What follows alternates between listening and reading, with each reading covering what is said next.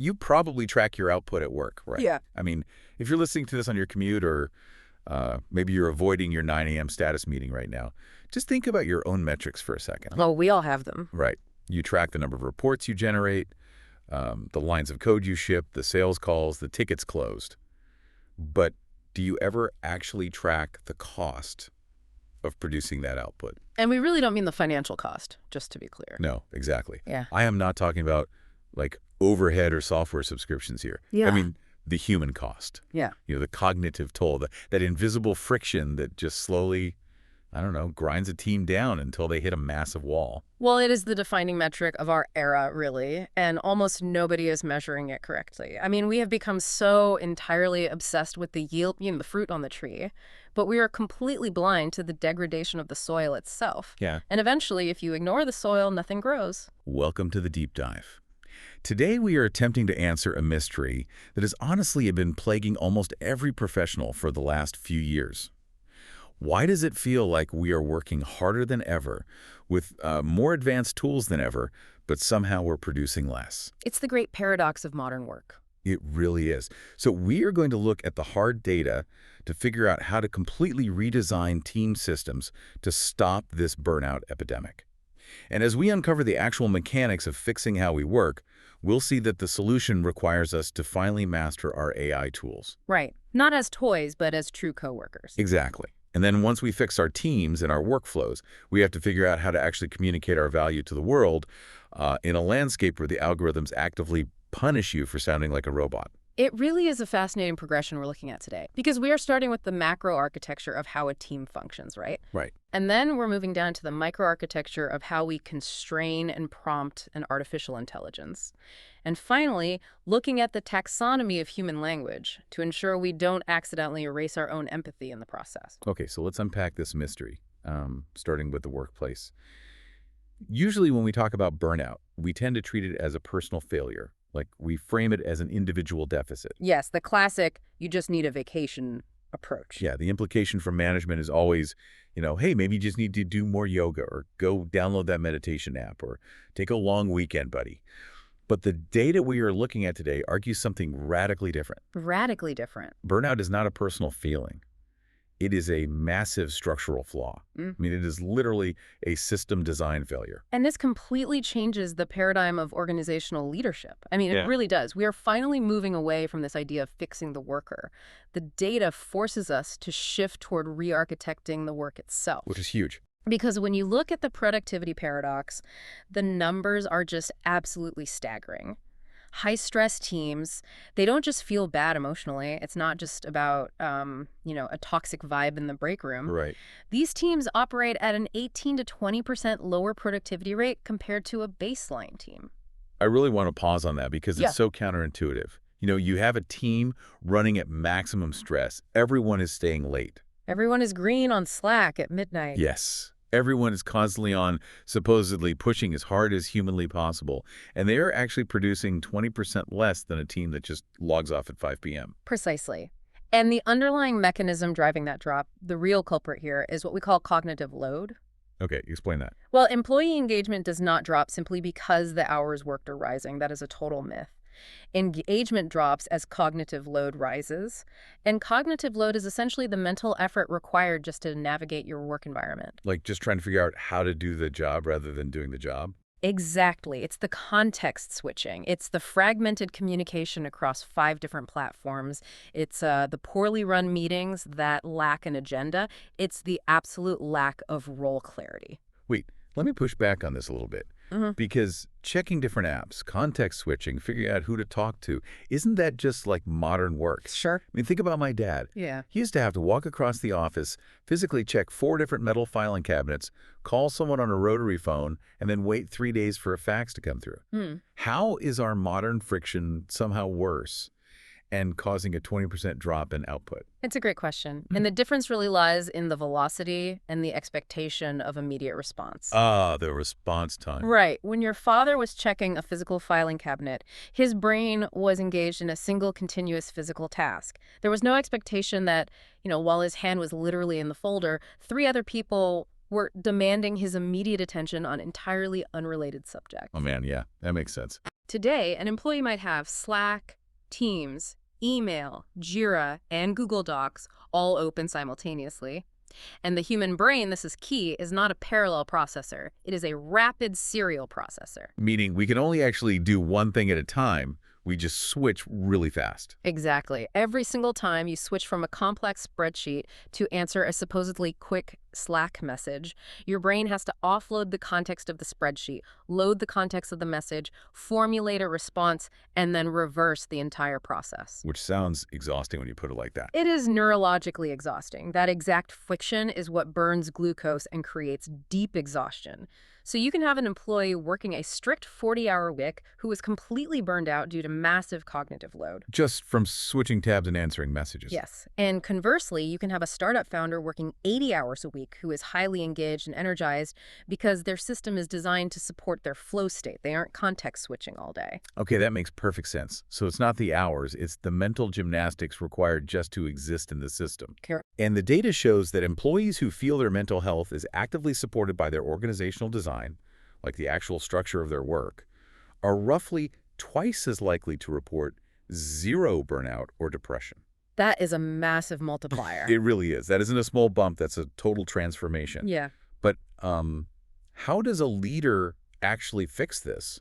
Because, the old saying is, you can't manage what you can't see. Exactly. But here's the secret leaders actually have an incredible amount of visibility today.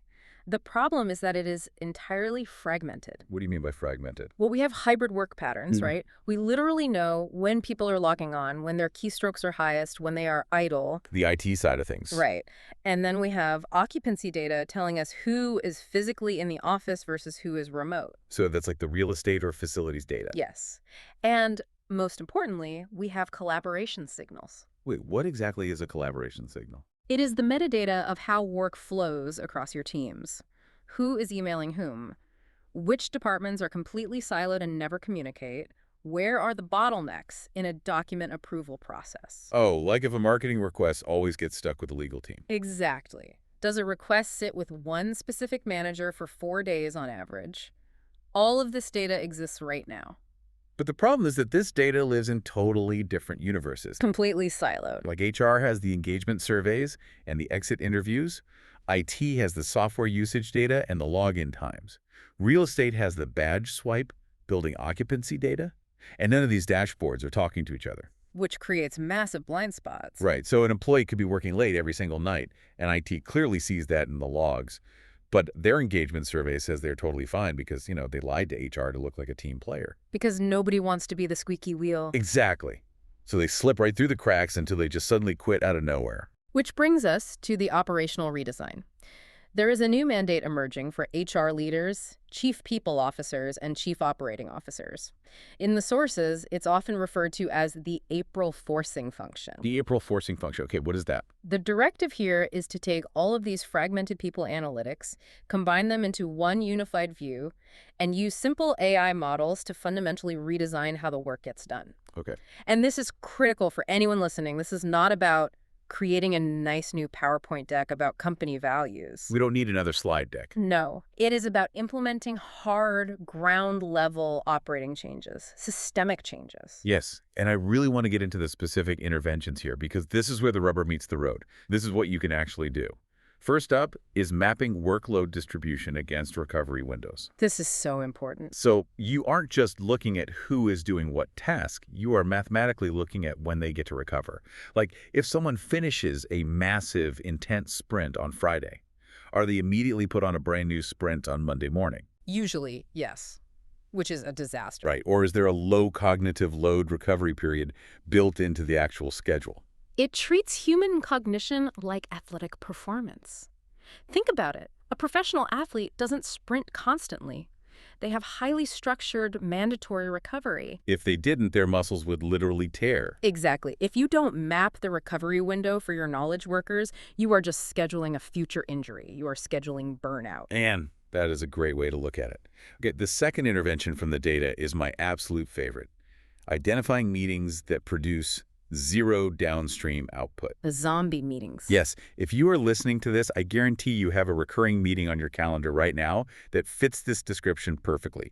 You show up, maybe 12 people are on the Zoom call, people talk for an hour, and absolutely nothing changes afterward. No action, Ivers. Zero. No code is written, no designs are updated, no sales are closed. It's just an illusion of work. And previously, we relied on just gut feeling or complaints to cancel those meetings. But now, with the April forcing function, you can use those collaboration signals we talked about to prove it mathematically. How does that actually work? Well, if an AI model looks at a weekly, hour-long sync with 12 people and sees that it never results in follow-up emails, shared documents, or project updates in the subsequent 48 hours, it flags it. It just calls it out. Yes. The data proves that meeting is a performance drain. It is pure cognitive load with zero yield. So you eliminate it. I love that, just surgically removing the waste. Okay, the third intervention is detecting if output is dangerously concentrated in just a few individuals. This is the classic bus factor. Right. What happens if this person gets hit by a bus? Exactly. If your entire division's success relies on two senior engineers who are just constantly redlining and working weekends to keep the servers up, your system isn't efficient. No. It's actually a failure waiting to happen. It is a massive operational risk, and it's deeply unfair to those individuals. Totally. And the fourth intervention is perhaps the most difficult to implement, but honestly the most rewarding. Aligning schedules with actual human energy patterns, rather than arbitrary calendar defaults. This challenges the very foundation of corporate life. It really does. Like, why is the default meeting length an hour? Who decided that? Why does the workday start at 9 a.m. for everyone, regardless of their natural chronotype? Some people are useless at 9 a.m. System redesign means looking at the metadata to see when certain teams do their deepest, most effective work, and then protecting those blocks of time systemically across the company. I feel like we've basically been trying to fix a broken car engine by just giving the driver more coffee, you know? That is the perfect analogy. The engine is misfiring, the transmission is slipping, smoke is literally pouring out of the hood, and management just leans in through the window and says, hey, have another espresso, we've got a deadline, you'll get there. While ignoring the smoke. Exactly. The goal here, from the sources, explicitly states that we shouldn't be aiming for the cliche of work-life balance. Because balance implies you're just juggling heavy things slightly better. You're still holding the heavy things. Right. The actual goal is sustained output without degradation. But that raises a deeply uncomfortable question for organizations. If this is so effective, why is it so hard to implement? Why do companies fight this tooth and nail? Why do you think? Because treating burnout as a system failure requires leadership to take profound responsibility for the design of the environment. Accountability. Exactly. It is so much easier for a manager to blame the individual for not keeping up, to claim the employee just lacks resilience or grit, than it is for that manager to admit that their own meeting culture and their own fragmented workflows are inherently toxic to human cognition. It is a huge ego check. It's a really hard pill to swallow for a manager to realize, oh wait, I am the one causing the burnout. It requires immense vulnerability. But let's say a leader is on board. They get it. They want to combine all this data. They want to find the useless zombie meetings. They want to map the recovery windows. They have to use AI models to crunch these massive data sets. Right. You can't do this manually in Excel. But you can't just open a chatbot, type a lazy sentence like, hey, analyze my team and fix our burnout, and expect a systemic operational redesign to top out. Oh, absolutely not. And that transitions us perfectly from the theoretical strategy to the tactical execution. If you are going to use AI to process these complex collaboration signals and act as your partner in this redesign, you have to know how to actually communicate with it. You have to speak its language. Yes. Yeah. You must master the strict architecture of prompting. So let's break down the actual frameworks for this. Yeah. Because I think a lot of people treat AI like a magic 8-ball. They type in a vague wish and then get super frustrated when it gives them generic garbage back. Which is entirely user error. Totally. Yeah. But we have the absolute best practices from Google Gemini in our sources today.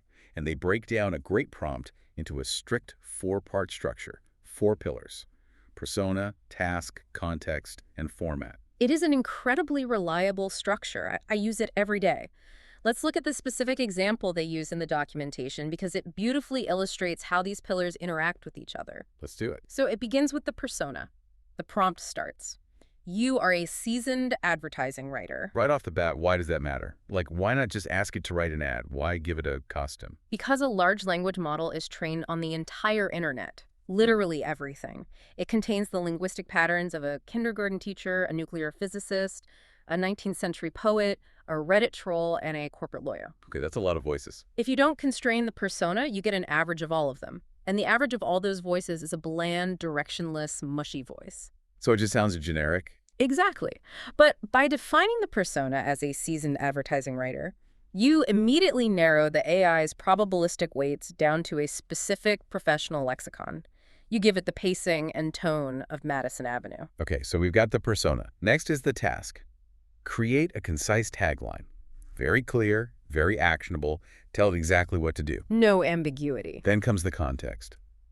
The washing machine gets clothes extra clean, has 25 customizable settings, and fits in small spaces. Yeah. So here you are giving it the raw material, the actual features it needs to work with. The boundaries of reality. Yes. And finally, the format. Use an active voice and keep it under 6 words. And this is where the magic happens, because if you remove any one of those pillars, the output collapses. What happens if we drop one? Well, without the format constraint of under 6 words, the AI might give you a 3-paragraph essay on the history of washing machines. Right, which isn't a tagline. Without the context pillar, it will hallucinate features your product doesn't even have. It'll say the washing machine connects to Mars. Yeah, we don't want that. It is the interlocking combination of persona, task, context, and format that yields a professional, usable result instead of just a parlor trick output. And you can actually take this idea of the persona so much further. Yeah. There is a concept originating from Google DeepMind called gems. Have you used these? Oh, extensively. They are game changers. Yeah, so for the listener, this isn't just about giving the AI a temporary hat to wear for one prompt. It's about creating a persistent, custom AI expert, a simulated persona to gain completely new perspectives.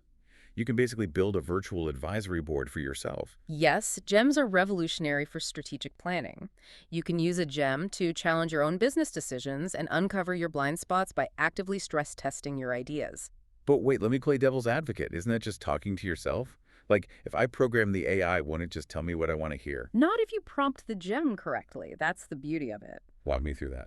Let's say you are a chief operating officer and you're about to roll out that new workload distribution plan we discussed in the first segment. Okay, the April forcing function stuff. Right. You know your own biases. You inherently want the plan to work because you designed it.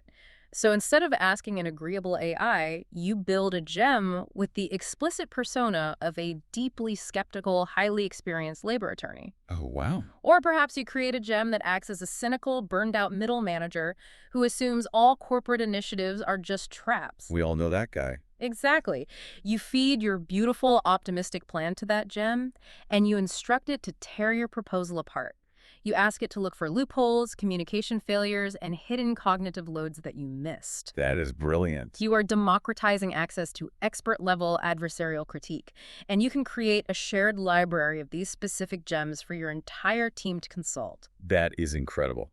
But the frameworks get even deeper, especially when we talk about constraints. There's a 5-layer prompt framework mentioned in the sources, which is specifically geared toward visual generation. But the underlying logic applies universally to any complex AI task. It's all about specificity. Right. We have to compare a lazy prompt with an expert prompt. The contrast is truly jarring. So the lazy prompt is simply a woman holding a skincare product. We've all seen this image. Yes, I've typed something exactly like that before, and what you get back is an absolute nightmare. It looks like a cheap, weirdly smooth stock photo. The lighting is incredibly flat. The hands are probably messed up with 6 fingers or something. The classic AI hands. Yeah, it just has zero stylistic identity. And the reason is because you gave it zero constraints. It defaulted to the absolute statistical average of every single image-tagged skincare in its entire multi-billion image database. And the average of everything is nothing. Exactly. But look at the anatomy of the expert prompt. It builds up structurally. Layer 1 is the subject plus action. So instead of a woman, it's a 28-year-old Indian woman gently holding a luxury glass serum bottle. Already so much better. Then layer 2 is environment plus lighting. Soft golden hour lighting coming from the left against a blurred minimalist studio background. And then layer 3 is camera plus lens, which honestly blew my mind when I read this. You use real-world photography terms. You type, shot with a Canon EOS R5, 85mm f1.4 lens, shallow depth of field. That is the absolute secret weapon. Why does that make such a difference? By specifying the physical lens in the aperture, you are mathematically forcing the AI to simulate physical optical properties. It has to render the physics of light hitting a specific sensor size through specific glass. It stops drawing and starts simulating a camera. Exactly. Then layer 4 is color plus texture. Warm amber and cream tones, dewy skin texture. This sets the tactile feel. Yeah, it grounds it. And finally, layer 5 is style plus quality tags. Editorial beauty photography, 8K ultra realistic. The difference in output between Woman with Skincare and that 5-layer prompt is exponential. And it brings up a fascinating design philosophy that gets injected into this discussion in the sources, the Dieter Rams design philosophy. Yes, this is a brilliant connection they made. For context, Dieter Rams is one of the most influential industrial designers of the 20th century. He is famous for his work at Braun in the mid-century. Right, the guy who inspired a lot of Apple's aesthetic. Exactly. His core tenet is utility first, which is often summarized simply as less, but better. But how does the philosophy of a guy who designed physical calculators and radios in the 1970s apply to a digital AI text prompt today? Like, what's the connection? Because the principle of eliminating non-functional elements is universal. You must prioritize function over form. Applied to AI prompting, it means brutally eliminating any text, any adjective, any conversational filler that does not directly help achieve the core computational goal. Oh, so being polite to the AI is actually bad. Yes. Many people write prompts like they are talking to a human intern. They say, hey, could you please make a really cool, fast, secure, and reliable image of... All of that is fluff. It dilutes the prompt's mathematical weight. The rule of 3 is specifically called out in the text as a terrible habit. It is the enemy of a good prompt. Don't ask the AI to make a process fast, secure, and reliable. If you want it secure, define the exact security parameters. If you just throw 3 generic adjectives at it, the AI gets confused about what to prioritize and gives you a blurry mess. Dieter Rams' philosophy means stripping your prompt down to the absolute essential load-bearing words. Nothing else. Which perfectly aligns with the 3 C's rule of prompting we have here. You must be concise, clear, and consistent. The 3 C's. And a massive part of being clear is understanding that prompting is inherently an iterative process. It is a back-and-forth dialogue. Right, it's not a vending machine where you put in a quarter and a perfect strategy document falls out. Yeah, you don't ask for the entire 50-page system redesign at once. You ask the gem for a 1-page outline first. You review the outline, you correct its assumptions. Then you ask it to expand section 1 using a specific analytical persona. It is a co-creation process. And if you don't use these constraints, if you ignore the 4 pillars and the 5 layers and the Dieter Rams utility rule, the AI will simply regress to the mean. It will default to the most average, boring, statistically safe output possible. Every single time. Okay, so let's zoom out for a second and look at where we are on this deep dive. We recognize that our team was burning out because of a system design failure, primarily driven by cognitive load and fragmented dashboards. Step 1, complete. Right. Then we learned how to meticulously prompt our AI coworker using layers, personas, and constraints to crunch that data and actually redesign our operating procedures. Step 2. So now the team is functioning beautifully, the useless zombie meetings are gone, recovery blocks are scheduled, but now you have a brand new problem. You have to tell people about it. Exactly. How do you communicate this thought leadership externally? How do you tell your industry, your peers, or potential new clients that you've solved this massive issue? You take it to LinkedIn. You go to LinkedIn. Yeah. But the LinkedIn you knew last year no longer exists. Not at all. The rules for building authority in 2026 have radically changed. There is a new algorithmic reality, and it's dubbed the 360 brew. The 360 brew algorithm. And the single most vital thing for anyone listening to understand is that this new algorithm actively, aggressively punishes the exact engagement tactics that worked just a few months ago. It was a total paradigm shift. We used to think about the algorithm just evaluating the specific post we wrote on that day. But 360 Brew scans your entire profile, your headline, your about section, your work experience, to verify your actual authority before it decides whether to push your content out to your ideal customer profile. It wants proof that you know what you're talking about. Exactly. If your profile is confusing, you are dead in the water. Like if you have one of those clever but totally vague taglines like Chief Ideation Ninja instead of a clear job title and sector. The algorithm throttles your reach instantly. Right, because it doesn't know who you are or who to show your content to. Ninja is not an industry. The algorithm demands coherence. It wants to definitively categorize your expertise. And the new paramount requirement for your profile, the thing you must prove above all else, is what the sources call AI fluency plus human empathy. I love this concept, AI fluency plus human empathy. What does that actually look like in practice for a normal person? It is the defining duality of the modern professional. You must prove your value beyond what an AI can generate. That is the human empathy side. Yeah. It's your grounded, real-world experience. It's your ability to read a physical room, your understanding of office politics, your specific past failures, your nuanced judgment. An AI cannot experience a failed product launch and learn from the emotional fallout. It didn't have emotions. Only a human can do that. Yeah. But simultaneously, you must show that you are ahead of the curve, proactively utilizing AI tools to scale your impact. So you are proving that you are not a machine, but you are also not a stubborn Luddite refusing to adapt. You are the human wielding the machine. Precise. And to prove that, you have to immediately stop doing the cheap tricks that machines do well. The list in the source material of what is dead in 2026 is brutal. First on the chopping block, polls. Oh, we all remember when polls were ubiquitous. Every single day. Do you prefer remote work or office work? Vote below. They were everywhere. They were a phenomenal engagement hack for a while. But the 360 Brew algorithm caught on. It recognized that while polls artificially inflate reach, they result in truly terrible follower growth and practically zero business conversions. They're empty algorithmic calories. Empty calories, that's perfect. Ugh. The system now heavily penalizes them unless they are strictly utilized for deep, genuine audience research within a specific niche. Good riddance, honestly. Also dead. Yeah. Hashtags. Now, this one shocked me a bit. Really? Yeah, because the text says hashtags literally haven't worked in years. The algorithm does not rely on you putting a pound sign in front of a word to figure out what your post is about anymore. It's much smarter than that now. Right. It uses a semantic interest graph. It reads the rich, natural text of your entire post to understand context.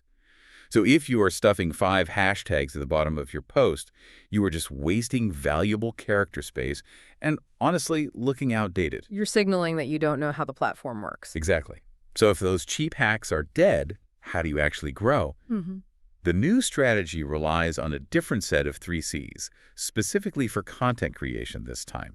You need to be consistent, constant, and critical. Let's break those down because they are easily misunderstood. Yeah. Consistent in this context doesn't mean frequency. It means thematic consistency, sticking to one core topic. Being known for one thing. Right. If you are the person who talks about redesigning team systems to prevent burnout, you have to stay in that lane. You want your content to be savable. You want people to bookmark your insights because you are the definitive resource on that specific problem. Okay, what about constant? Constant is about the predictable cadence. Daily, weekly, bi-weekly. The frequency honestly matters less than the unbroken rhythm. You train the algorithm and your audience on exactly when to expect you. Like a TV show. Exactly. But critical is undoubtedly the most vital of the 3. Faceless corporate speak is dead. Completely dead. And the reason is obvious. ChatGPT can instantly write a generic, polite, entirely agreeable corporate update. If your post sounds like a press release, it has 0 value. You must have a strong, opinionated point of view. You must take a definitive stance. It's about having a spine in your writing. Like if you say team communication is important for synergy, an AI could have written that. Nobody cares. It's invisible. But if you say most recurring meetings are a systemic failure of leadership and should be aggressively deleted, that is a critical stance. It invites debate. It makes people stop scrolling. Yes, and the format you choose to express that stance matters immensely. Document carousels, those swipeable PDFs, are still highly favored by the algorithm, but with a massive caveat now. What's the caveat? Low completion rates are heavily penalized. If someone swipes through 2 slides and then gets bored and scrolls past, it hurts your entire profile's authority score. So the actionable advice here is to cap your carousels at 8 to 10 slides maximum. Do not put out a 30-slide deck just because you have a lot to say. No one will finish it. If a slide doesn't add immediate hard-hitting value, cut it. Dear rams it. Utility first. I love that as a verb. Dieter rams it. And this philosophy of relevance extends perfectly to networking, too. The era of connecting with anyone who has a pulse just to hit that 10,000 connection mark, Yep. It's over. Done. The 2026 strategy is relevance over volume. The 360 brew algorithm rewards deep, consistent engagement within a specific targeted community over shallow likes distributed to thousands of random people. It sounds like LinkedIn finally realized that people were gaming the system with cheap engagement bait. They absolutely did. Now, it is treating your feed less like a megaphone in a crowded stadium where you just shout platitudes and more like a curated dinner party. You have to actually have something interesting, nuanced, and empathetic to say to the people sitting right next to you. Which raises the ultimate question for anyone listening today. When you sit down to write a post or an email or a strategy document, are you actually taking a definitive stance? Right. Are you applying that specific human empathy? Because if you are just summarizing facts in a generic, balanced tone, you are entirely replaceable by the very AI tools we just discussed. You are a commodity. Yes! If a reader cannot differentiate your voice from a large language model, the algorithm will bury you, and your audience will ignore you. And that perfectly bridges us to our final and honestly most expansive topic today. The tells. Yes. If faceless corporate speak is dead, and if you need to communicate your team's amazing burnout redesign clearly and with human empathy, you absolutely cannot sound like an AI. It's the ultimate sin in 2026. But the problem is, AI text is literally everywhere. Yeah. It is infecting how we all write. It's in our emails, our articles, our Slack messages. We're absorbing it subconsciously. We are. But we have a secret weapon for this deep dive. We are looking at an incredibly detailed manual from Wikipedia.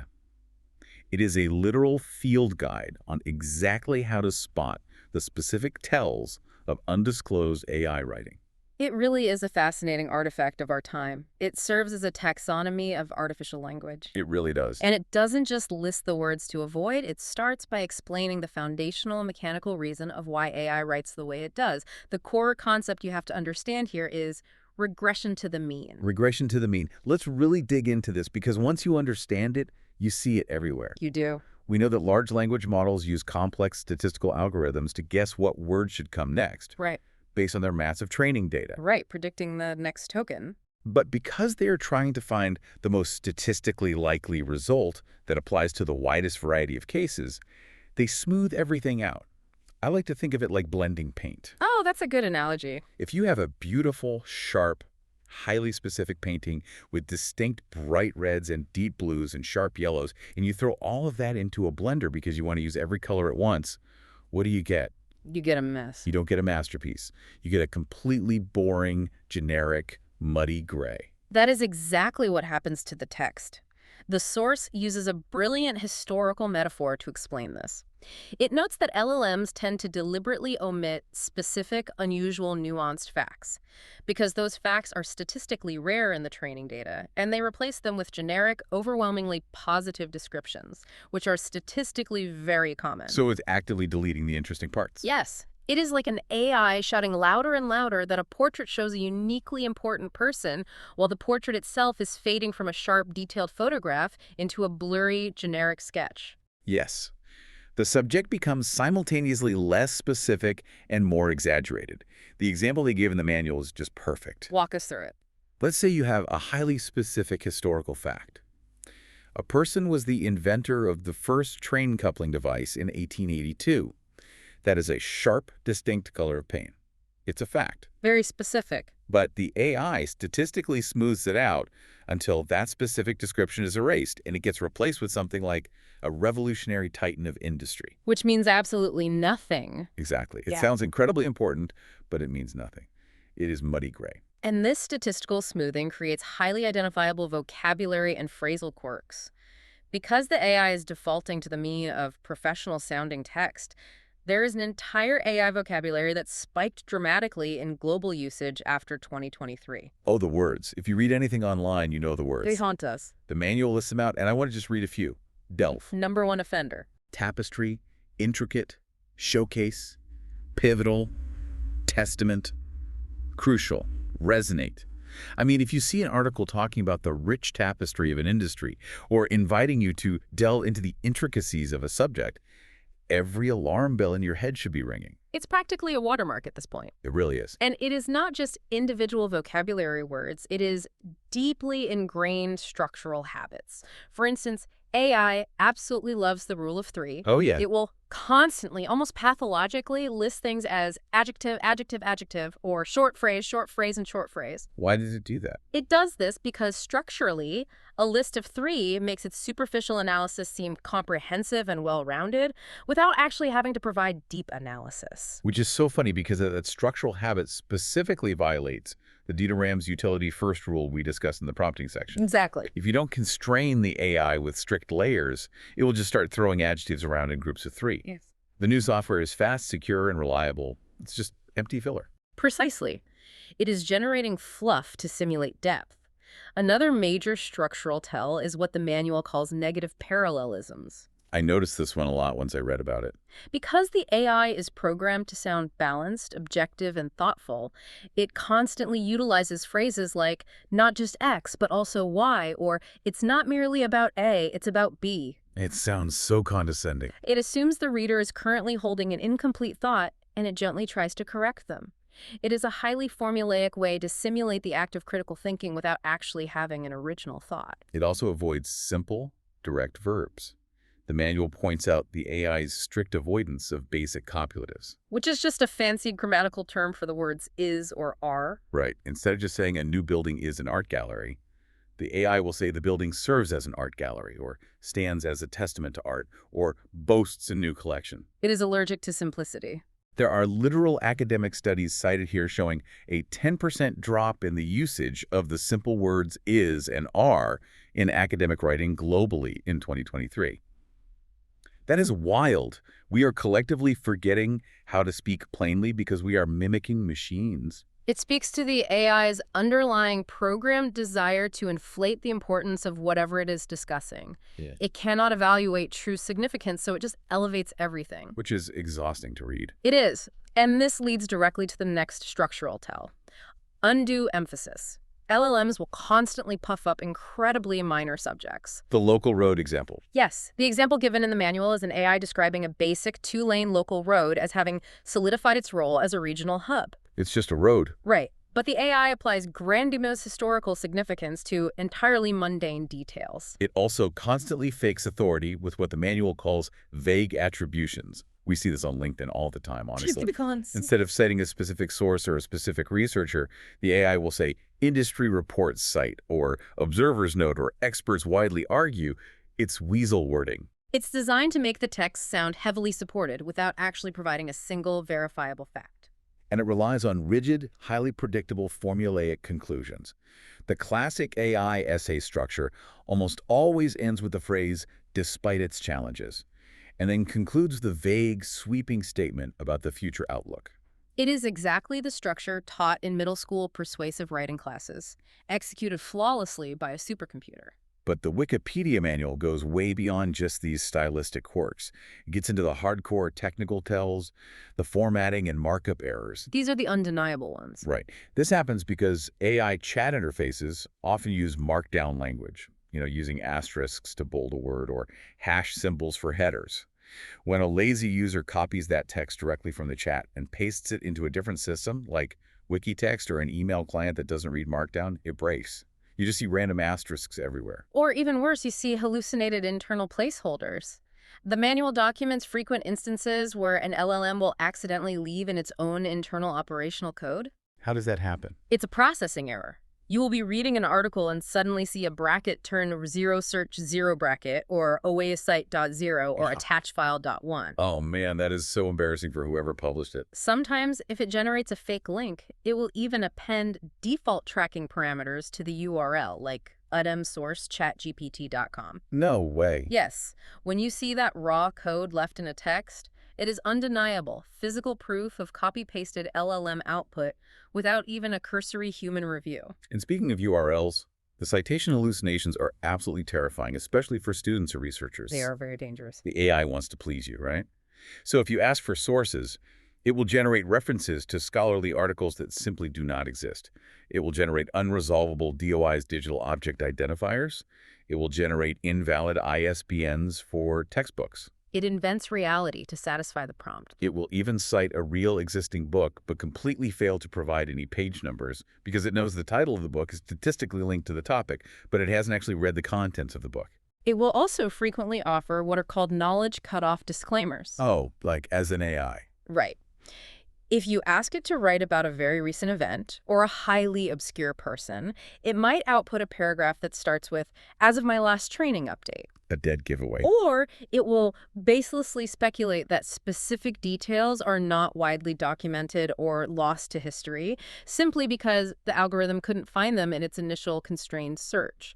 It tries to cover its own informational gaps with authoritative-sounding excuses. Okay, the irony here is just palpable. Think about it. Yeah. These systems are fundamentally programmed to sound so persuasive, so comprehensive, and so incredibly important that they circle right back around to sounding like a cheap, generic infomercial. They overshoot the mark completely. They lack all the nuance, the sharp edges, the specific friction, the exact human empathy that the new LinkedIn algorithm is explicitly looking for. What's truly fascinating here is how all of our seemingly disparate sources today connect into one cohesive narrative about intention. Right. If you do not use the specific 4-pillar and 5-layer constraints from our prompting discussion, if you do not actively apply the Dieter Rams utility philosophy of stripping away the fluff, you will inevitably generate this exact type of robotic, rich tapestry, muddy gray text. That's a guarantee.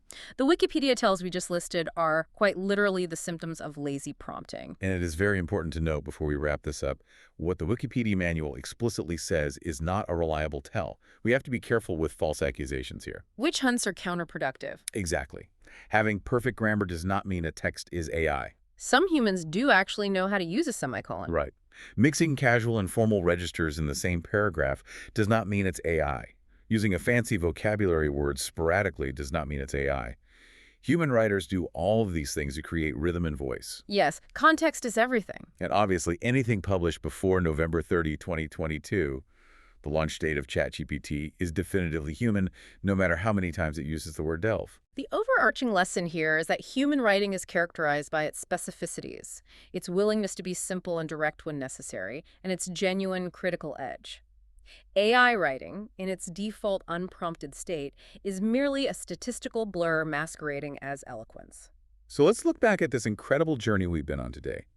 We started by looking at the hard data of the modern workplace.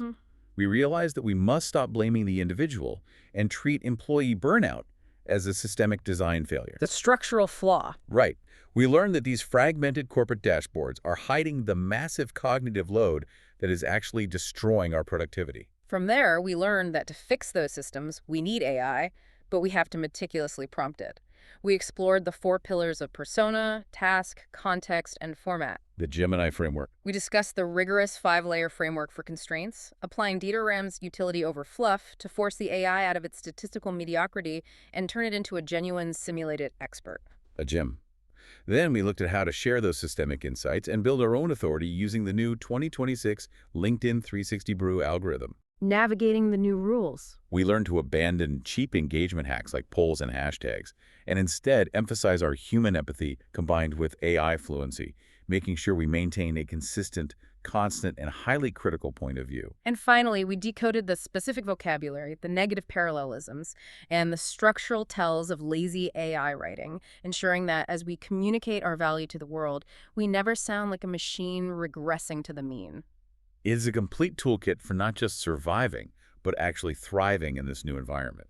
But it leaves us with one final profound question to consider. Indeed. If we apply all of this, if we successfully use AI models and people analytics to strip away all the cognitive overload, to cancel the bad meetings, and to eliminate the busy work, what will we actually do with all the excess human energy we unlock? That's the big unknown. Will we use it to genuinely innovate, to think deeper, and to live better, more fulfilling lives? Or will we just invent new, even more complex digital systems to burn ourselves out all over again? That is the real test of our era. We started this deep dive by asking if you ever track the actual cost of producing your output. Now you have the exact tools to drastically lower that cost. What you choose to build with those savings is entirely up to you. Thank you for joining us on this deep dive. Take a hard look at your own team systems, refine your prompts, and above all, keep your writing human. We'll see you next time.